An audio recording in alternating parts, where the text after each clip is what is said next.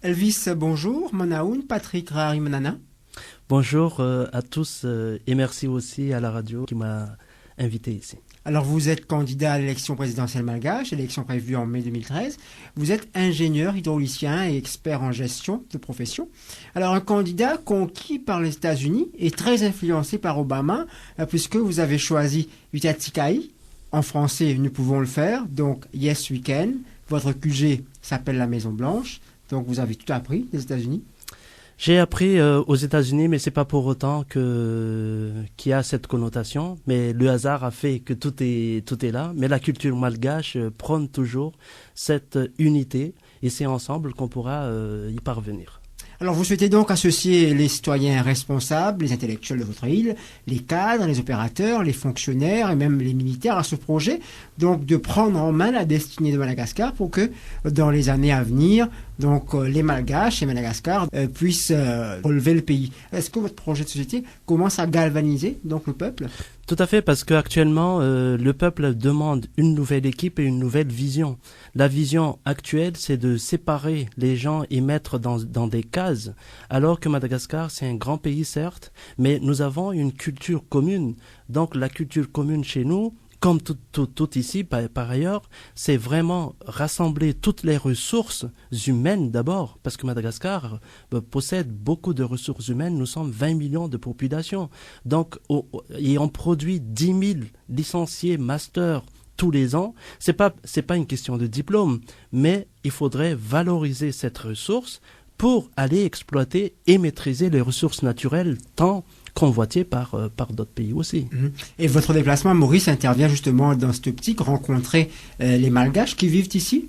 Pas seulement les Malgaches, parce qu'ici il y a plus de 3000 Malgaches qui vivent ici à Maurice, mais c'est surtout aussi rendre visite à un pays ami, un pays sœur, parce que la région en a besoin. Madagascar, certes, a des potentiels, mais Maurice a des expertises. Maurice aussi a des ressources énormes en termes de développement. Et on peut imaginer très bien que même au niveau de l'agriculture, la sécurité alimentaire, il y a une complémentarité entre Maurice et Madagascar, et aussi au niveau de tourisme qui est quand même le produit phare à Maurice, et vous maîtrisez très bien cette volée tourisme que nous, il faut être humble, il faut aller chercher là où il y a les expériences. Et vous allez rencontrer également les opérateurs mauriciens ? Les partenariats, c'est très important parce que les opérateurs mauriciens, il y en a beaucoup à Madagascar, et il y a beaucoup aussi qui veulent investir à Madagascar, mais de peur de l'instabilité politique, de l'instabilité économique. Donc je viens ici porter le message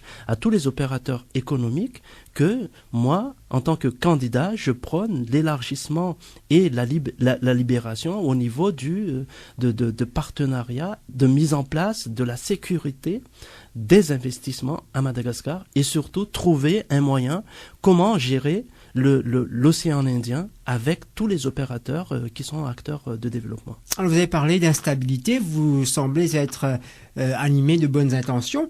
Marc Ravalomanana et Ange Radzuel aussi en avaient, mais pourtant le pays n'a pas connu de grandes avancées. Quelles sont les grandes lignes justement de vos projets présidentiels ? J'aimerais dépersonnaliser la politique, parce que le problème actuellement, c'est que une seule personne prône tout le temps que c'est lui qui peut faire tout et tout seul.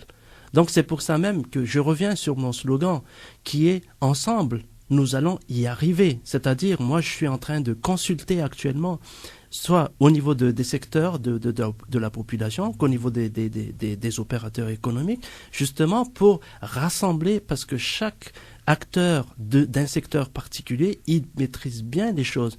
Donc le problème, c'est que si c'est une personne qui va faire Madagascar, quand même c'est 580 km², c'est énorme, immense. Donc il faudrait rassembler les gens.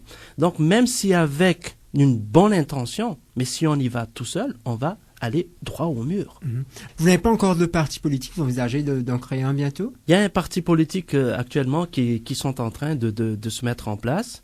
Donc moi, je représente cette force d'alternance au niveau de Madagascar.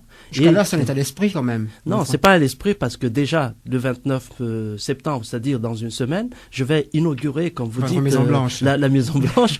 Bon, c'est le nom de la maison, tout simplement, parce qu'elle est blanche. Donc, les gens l'appellent Maison Blanche. Bon, ça a aussi une connotation, bien sûr, peut-être. Mais en tout cas, notre objectif, c'est d'avoir un ancrage, parce que beaucoup de partis politiques à Madagascar qui n'ont même pas leur siège, alors que nous, même très jeunes, on arrive à fédérer des gens et mettre en place tous nos antennes.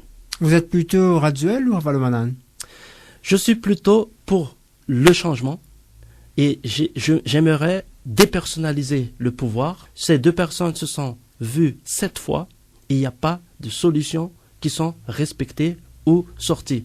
Donc, à mon sens, celui qui va diriger la transition doit être neutre. Alors, vous pensez que ces deux hommes ne doivent pas participer aux élections?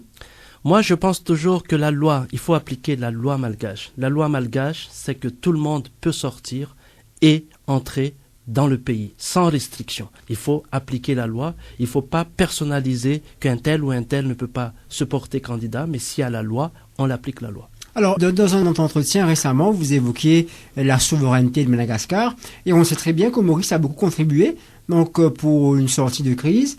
Est-ce que vous maintenez cette position que Madagascar, le sort ne doit pas être décidé par les autres pays?